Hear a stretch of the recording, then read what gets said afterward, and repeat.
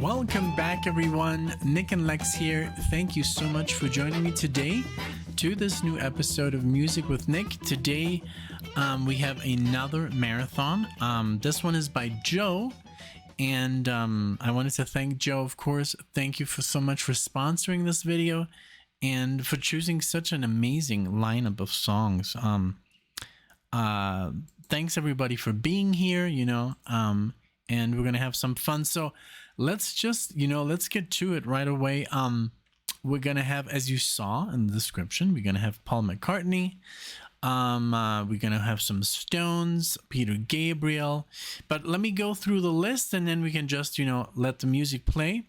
So we're going to start it off. There's a couple of notes, but these are just notes from myself. So I'm not going to really talk about this. But thank you, Joe, for giving me those notes, like the label, the year, and everything. But we're going to start with Paul McCartney. We're going to do Dear Boy, and this is from 1971. And it does say it's my favorite album by Paul, and he says that I've done one or two of this album, so that's good to know. Then we're gonna switch it up with the Stones, and I'm getting really into them. I didn't really enjoy their music that much, and now slowly I'm kind of like getting into the groove. I'm understanding it better.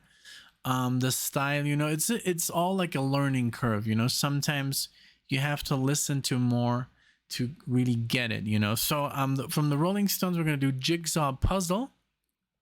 This is from Beggar's Banquet, 1968. It says Classic Stones lineup. It says great from start to finish. And then Peter Gabriel, it says the song is I Don't Remember, from the album Melt 3. I hope I'm correct, but 1980. Favorite album of one of my favorite artists. Peter Gabriel. Must have. This is also classic with all-star lineup. I guess Tony Levin is on there, of course. Let's see. It says not one you've done before. Well, we started the channel literally with a Peter Gabriel song. In Your Eyes, amazing. And then we saw him live, and oh my god, it's just amazing. Then Supertramp, one of Alexia's favorite bands. Sister Moonshine album, Crisis What Crisis. I just did a song on that album. Oh my god, so good. 1975. Another one of my favorite albums, depending on my mood. Very similar to Pink Floyd's Wish You Were Here and Animals. Ooh. Okay, I'm down. Animals is my favorite Pink Floyd album of all time. But we're gonna listen to the second album tomorrow. We're gonna do a full album tomorrow for the Patreon, because I deleted our entire reaction to Steely Dan by mistake. I can't believe it, but well, it happens. Then Genesis, All in a Mouse's Night, and from Wind and Wuthering. I love that album, 1976. I think that's the only one I haven't heard. One of my all-time favorite Genesis albums, likely. And then last one with Steve Hackett. Yeah, I think this is going to be amazing. All right. Thank you so much, Joe. Thank you for the notes. And now I can pretty much lose my glasses and just listen to the music, with my eyes closed. No, I'm just kidding. All right. So here we go. Thank you so much, everybody, for being here, and enjoy the music, and let's see what happens. It's all these bands are magical, of course. And here we go with Dear Boy. I guess you never knew, dear boy, what you had found. I guess you never knew, dear boy, that she was just the cutest thing around. I guess you never knew what you dear boy. Wow. I guess you never saw it before that love was there. And maybe when you look too hard, dear boy, you never do become aware. I guess you never did become aware, dear boy. When I stepped in, my heart was down and out. What a love came through and brought me round, got me on and about.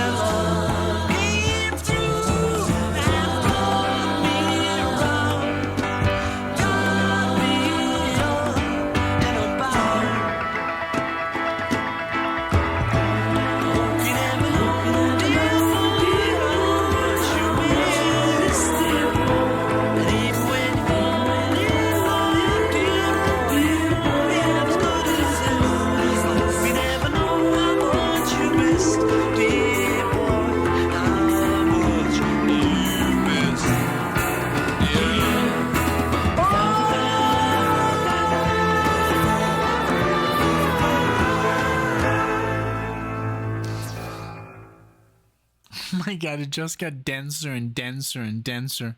I love it.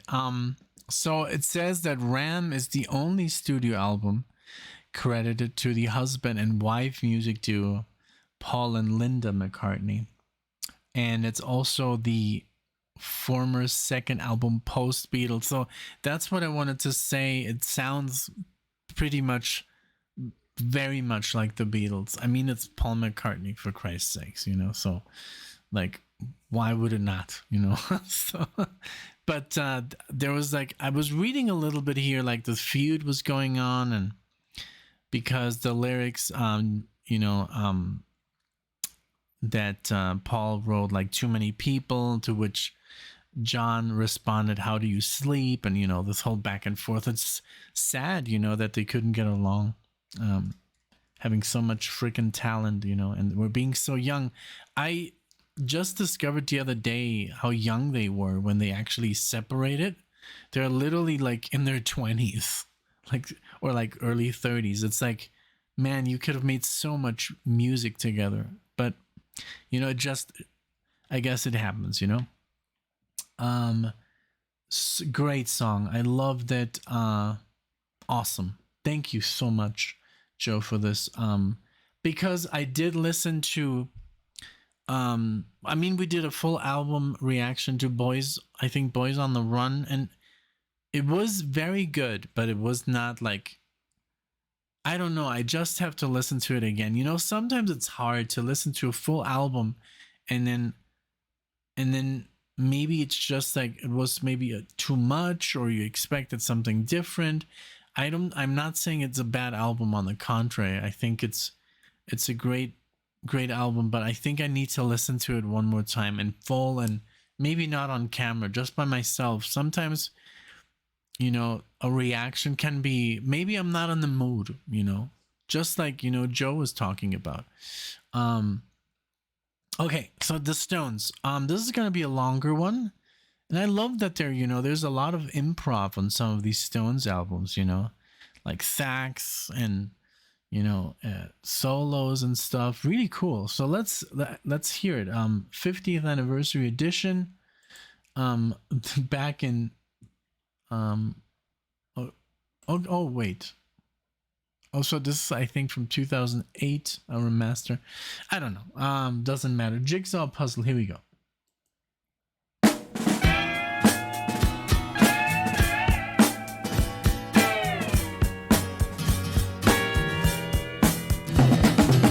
There's a tramp sitting on my doorstep,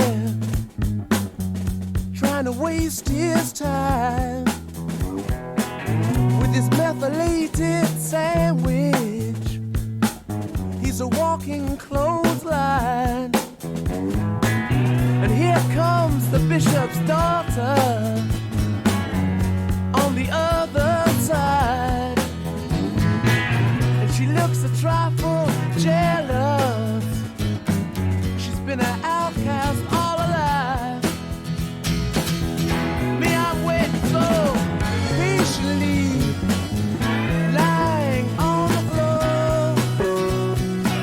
I'm just trying to do my jigsaw puzzle before it rains anymore. Oh, the gangster looks so frightening with his Luger in his hand. But when he gets home to his children, he's a family man. But when it comes to the nitty-gritty, he can shove in his knife. Yes, he really looks quite religious. He's been an outlaw all his life. Me, I'm waiting so patiently, lying on the floor.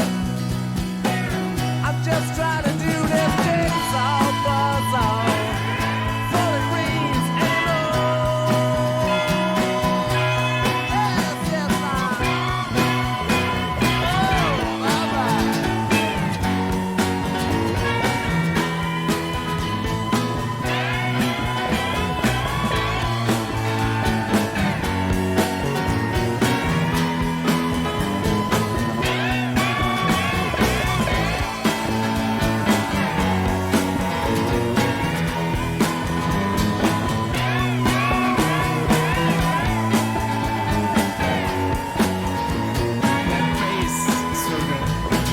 Me, I'm waiting so patiently, lying on the floor. I'm just trying to do this jigsaw puzzle before it rains anymore. Oh, the singer, he looks angry at being thrown to the lions. And the bass player, he looks nervous about the girls outside. And the drummer, he's so shattered, trying to keep up time. And the guitar players look damaged. They've been outcasts all their lives. Me, I'm waiting so patiently, lying on the floor. I'm just trying to do this jigsaw puzzle before it rains anymore. Oh, there's 20,000 grandmas waiting. Okay, I can't find what, like, he doesn't stop. So I'm just gonna interrupt, like, also I don't want to get like a copyright strike or anything, but the bass is amazing. I love the piano. The delivery is so quick, and he sounds so young. And at first I was like, when is this, like, when was this released? So it basically 68, but they've already had released since 64, albums since 1964. So this was far from their first album, but there's also like all these other releases like UK and then US, so I don't really know which album this is. Maybe it says here. It only says is a studio album by English rock band The Rolling Stones. It doesn't say which one, like their fourth or that's kind of weird. Usually it says, oh, this album is their second, or stuff like that. Really cool. Like, I'm really digging it. The bass, man, it's just like wonderful.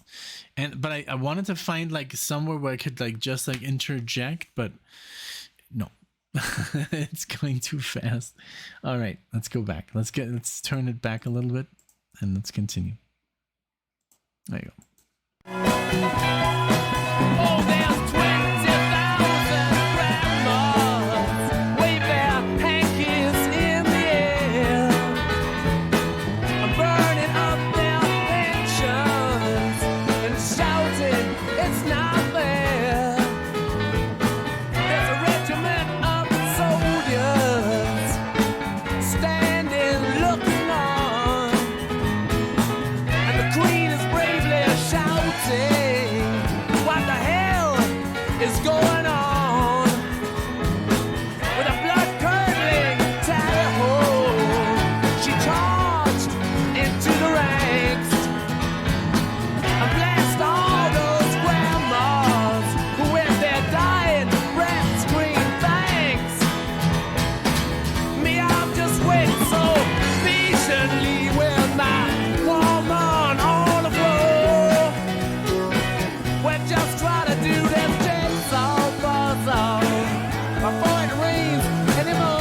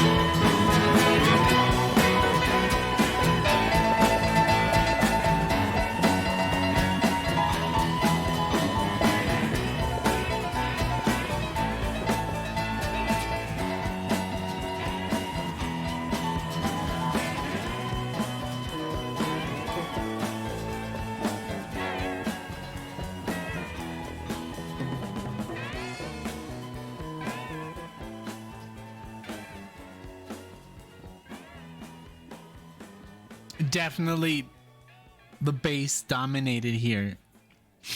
And very piano driven, and the lyrics, of course, was very, the story was just very fast delivered, and but hey, 6 minutes, and back for 68.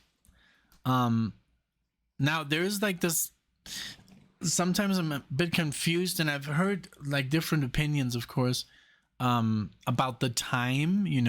Some songs are very short, like, but that was more, I think, in the 60s, early 60s or late 50s. The radio play was very short, like, and bands or musicians had to make their songs very short, like 2 minutes, 30 seconds, because the radio, I guess, you have to, just crazy, because I mean, there's how many songs were they playing a day, but I guess it got more and more like, kind of like, okay, now playing in a Gata da Vida, if you want to, but of course there's a 3-minute version, instead of like the 18 or 25 or whatever version. But yeah, I'm gonna look it up. If you want to be kind enough and leave it in the comment section, if you know when that changed and why. I mean, there's always a reason. And but yeah, I think there's a radio edit for like every song where they cut out like the good parts, the solos and stuff, unfortunately. But that's just how it is. This was a great song. Like I said, the Stones is a band that it's taking me a little bit longer to get into, because the structure is not as, like, the structure of the songs a little bit more improv than which is great. I love improvisation. I'm I'm a jazz guy, but in a rock setting, it's just like a little bit, and because it's not jazz fusion, it's still rock, but sometimes the composition of the Stones are very just different than other bands of that time. So I guess that's what also makes them unique. But it's just like something I hadn't really like been able to get into, So but overall, they're amazing, you know. So what can you say? All right, Peter Gabriel is next. I mean, what can you say about Peter Gabriel? You know, he's a genius. One of the best prog bands ever in the world, I guess. You know, I would say when we went to see him, there was a guy behind us who was like, "Supper's ready." You know, like because he's like, "Okay, we're gonna play our next song," and this guy's like, "Supper's ready." I loved it. Obviously, they didn't play "Supper's Ready," but we heard it. We heard it when we saw the musical box. Man, oh man! And for the fifth, I mean, they played that song. I could have, I would have, if I wouldn't have seen it live, that they were actually playing it, I would have thought this is literally straight off the CD. Although, you know, the LP, it's exactly the same. The time, it's like they had a metronome in their ears, you know. Amazing. Okay, let's give it up for I Don't Remember, Peter Gabriel. And this is Peter Gabriel 3 Melt, the album.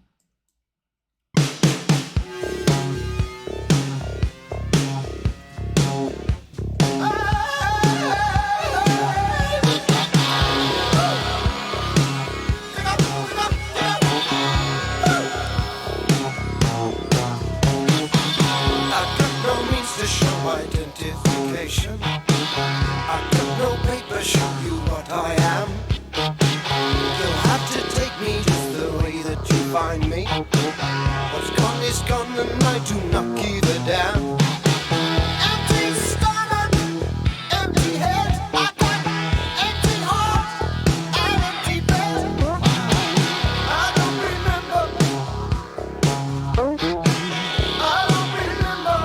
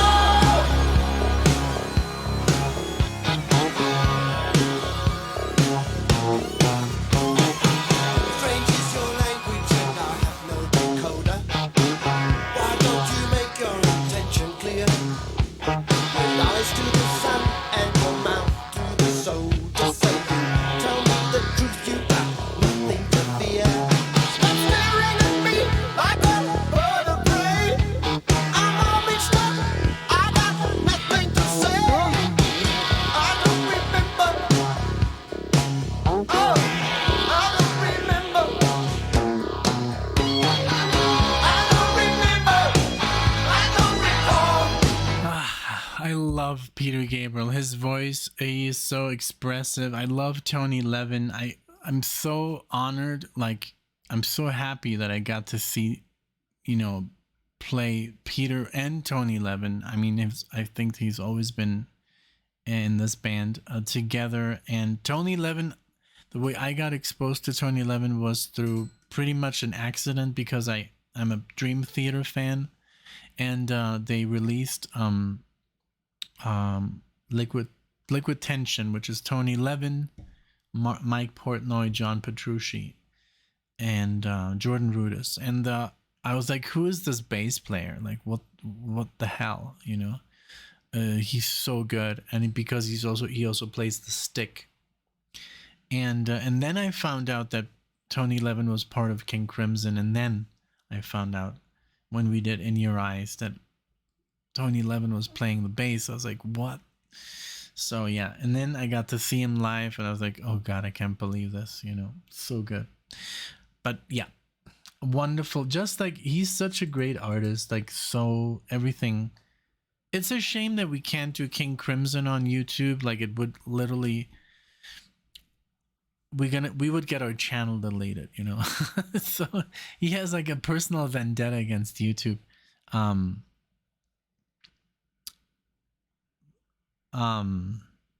What's his name? Not the guitar player, not I don't even know his name. I'm sorry, you know. I mean, but that's, you know, kind of like his fault. We do have all his CDs. Don't worry, bro. We spent the money.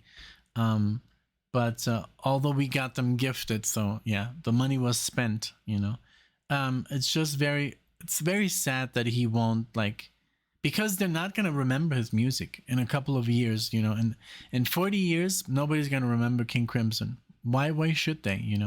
If he doesn't want it. And in this digital age, you have to kind of like play along with what's going on. You can't just be like, no, don't play my music. Like, buy it and then listen to it in private. Like, you can't do that. So that's what's gonna happen. Like, nobody's gonna remember King Crimson in 50 years. It's a shame, because I would love to. We did a full album and it got literally deleted off Patreon. It doesn't have anything to do with Google or YouTube. So it's a shame, because it's really good music, wonderful music. Okay, let's continue. I don't remember. I don't recall. I got no memory of anything at all. Oh, I don't remember. I don't recall. I got no memory of anything at all.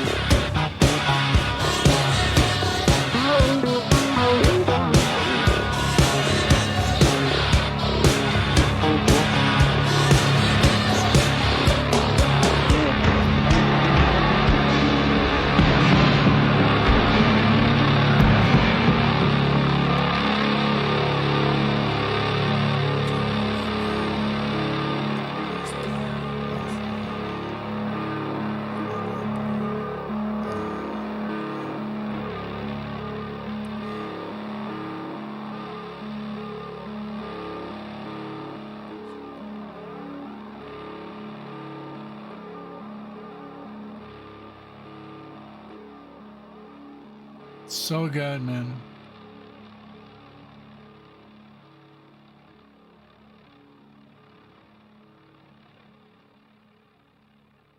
What a trip, man. And I love what I love about 2011. So that's what happened, like I was listening to Liquid Tension, and they start out on the first album pretty like shreddery, like, and I was like, well, yeah, it's like Dream Theater, John Petrucci on guitar, and then I didn't know Jordan Rudess then, because he hadn't joined Dream Theater, and I was like, holy, like, who's that, on the keyboards, amazing. And then of course Mike Portnoy, but what caught my attention so much, in the midsection of the first track, which is called Paradigm Shift or something, amazing track. Like, if you haven't listened, like, I would honestly do a reaction right now after this, because I just love listening to that record. But the bass in the middle was like, because I didn't recognize the guy, and it said Tony Levin, and I was like, okay, I don't know him. I was kind of like bummed that it wasn't John Mayung, right, from Dream Theater. But then I got the surprise, and he was playing with the sticks. He had like these sticks on, and he was playing like boom, boom, boom, boom, like this stuff, like right here. I was like, who is that? And what is he doing? Is that a bass? And he was basically playing on the stick, Oh man, just a fantastic the 3 records. They released one in 1999, 2002, and then 2018, the third one finally. So, which I haven't heard. It's just crazy because I was obsessed because it's instrumental music, and that my love for instrumental music was growing significantly. Like in that time when I started listening to Liquid Tension, Al Di Meola was like my obsession, which is kind of like bit me in the butt because I started imitating Al Di Meola on the guitar, picking every note, every freaking note, and then when I started to listen to Alan Holdsworth, I know there's a drinking game going on. He only plays legato, right? And so he never picks the notes, and I love his sound a little bit more than Al Di Meola's. And so how do you get the sound? By not picking the notes. You have to hammer on, like basically from nowhere. It's called a hammer on from nowhere. You pick one note and the rest you're just pretty much hammering on, and then you get that legato, the Chopin sound of guitar, and that gives you that liquid sound instead of you don't hear that. So years spent like perfecting that alternate picking, and then now I have to let it go. But now it's a cool thing I can play both. So okay, so now these 2 bands are pretty much like one of my favorite like bands of the 70s. Supertramp, like I was introduced by Supertramp by my dad, but we were living in Mexico. See, he only had the best of. That's pretty much what you got. You got the best of Kansas, the best of Supertramp, the best of whatever. If there was a best of, that's what they had. Getting like shocks from my guitar pedal, literally, and it's not connected. That's weird. And Genesis, which was like what we discovered here on this channel. So let's give it up for Sister Moonshine. I love Supertramp. Here we go.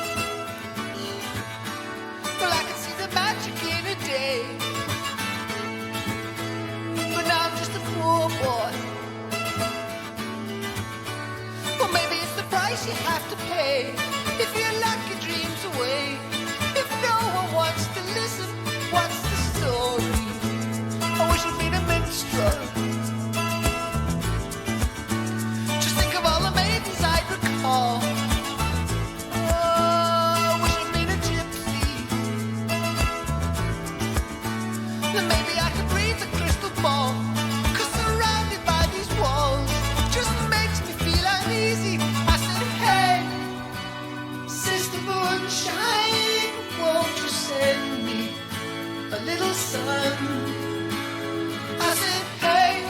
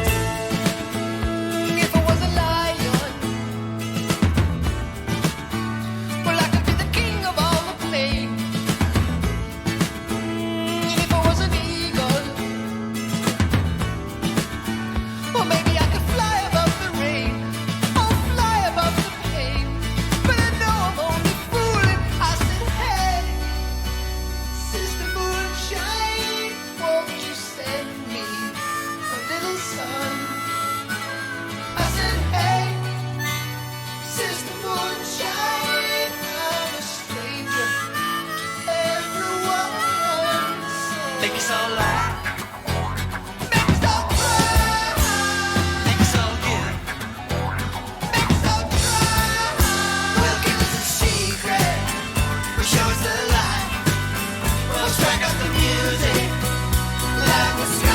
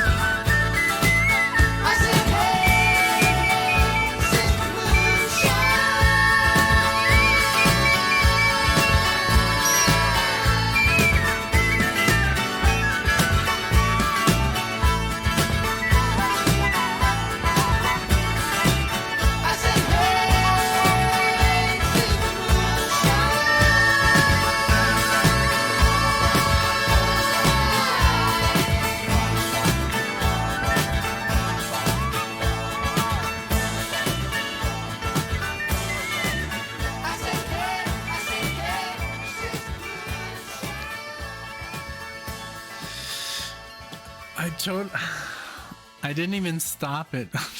Okay, it's okay. Okay, so Genesis literally started just like this one was so different. It was not as like usually Supertramp is very like key based, like very there's a like you know, this like piano attack, which I love, but I didn't really miss it that much because I love the strumming so much, and the lyrics, the voice, you know, the bass was beautiful, just the whole tune was very, very good. And yes, I wouldn't have mind, you know, the piano, the typical Supertramp sound, but you know, I love when bands change it up. This was a great song, man. Really, really cool. The lyrics and Supertramp like never disappoints. Like the only Supertramp I've not enjoyed that much is when it got too commercial, you know. But still, I mean, even that Supertramp is still amazing, you know. It's still better than most of the music that you hear that's popular, because there's a misconception also. A lot of people think there's no more good music nowadays. That's very incorrect. There's a lot of good music that comes out every day, and there's artists that are amazing and they have all this knowledge that people didn't have before. You have all these learning tools. There's musicians nowadays that you can't even like comprehend why they're so good. They're so young, they're already so advanced. There's a lot of good music. The problem with this is that it's not being advertised. It's not being like when you go and see the musical awards, no mention, you know. These are amazing musicians. It's just like all we get nowadays, you know, on the radio and at music awards. It's all like this garbage, and unfortunately that's the situation. The problem is the people that sell the music, they're selling it, you know. There is no more. The good music is not being sold. And that's unfortunate, because all these good musicians are basically starving, you know. There's all these amazing guitar players, amazing pianists, keyboardists, violinists, vocalists, like, and they're all like they have little YouTube channels, you know, like, and they're not making any money with their amazing talent. It's just, that's the times we live in. And at least back in the day, you know, you could, I guess you were a slave to the record companies, but you could still, you know, kind of like make it, you know, if you were lucky. And now it's just like you have to make your own label, you have to be independent, and that's way more, you know, difficult. I mean, the good thing is we have YouTube, and there's a lot of artists that have, you know, even, you know, written to us. I mean, I guess, you know, they write a lot to a lot of channels just to promote the stuff, like, hey, can you react to my music, you know? So that's unfortunately the times we live in. But I mean, just like the conception of like there's no more good music nowadays, that's super untrue, because there's amazing music. There's music that I can't believe that exists, you know. Just for example, we just released, and nobody watched it because nobody knows it, this video, Mohani Day. Check it out. I think she's one of the best bass players I've ever heard. Like, and this is like, she's not just playing like any bass, she's playing like jazz fusion. She can play, like, I saw a video of her playing John Coltrane, you know, like nothing, you know, just like amazing. So yeah, unfortunately. Okay, now this is the longest song, Genesis. So I think, let's see, because Wind and Wuthering I've heard pretty much. Okay, so I've heard Blood on the Rooftops, beautiful. And then In That Quiet Earth, I think Unquiet Slumbers for the Sleepers. I think that's it. Like, so I guess I still have to a couple of tracks to go over through. But I want to do this anyways on, like, I want to do a full album with Alexia, you know, when it especially like Genesis, like we're doing one for Pink Floyd that we haven't heard, you know. We've been Pink Floyd fans since we've been together, but we've never gone backwards. We've always gone like Dark Side of the Moon and, you know, and forward. And then we just listened to the first album, which was a trip.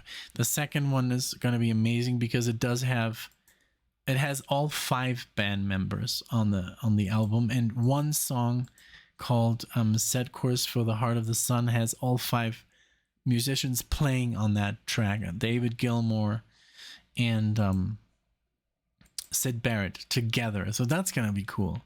All right, so here we go with All in a Mouse's Night by Genesis. And this is the Phil Collins Genesis, and I really love them both. I love the Peter Gabriel era and the Phil Collins era the same, because I don't know anything different. I didn't grow up with a specific one. I got exposed to them at the same time, so I love them literally the same. Okay, here we go.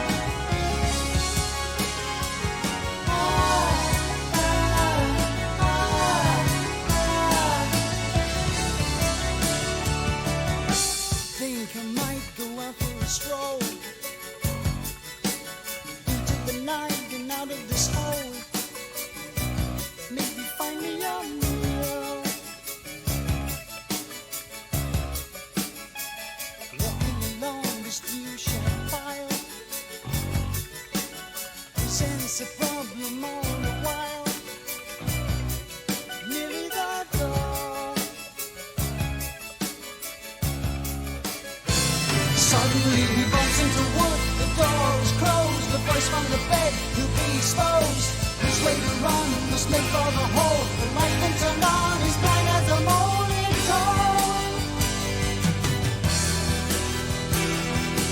Now I can see they're coming at me.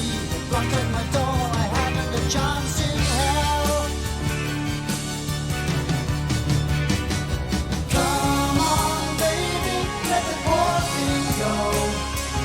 I'm not sleeping with that thing around me, no. All right then, I'll fetch a box from below. Guardian carefully, they're very quick, you know.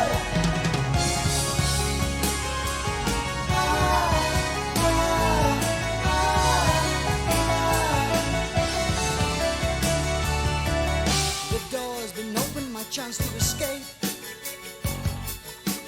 Must run out quick, but it's already late. I'm out on the stairs. They won't catch me now, I've been running the house now. I'll make it downstairs and into the bread bin. That would be nice. Suddenly he bumps into fire that's very unwise. It carries much quicker than men in their eyes. The chase that ensues can have only one end. Unless outside help steps in for our friend in need. But now the cat comes in for the kill. This porridge race from blood will spill. Yes it will. Hard up mouse, this is the end of your road. The signpost is inside me, let me bear your heavy load. But it's not to be that final promise. Not Sir John, but instead a lazy boy.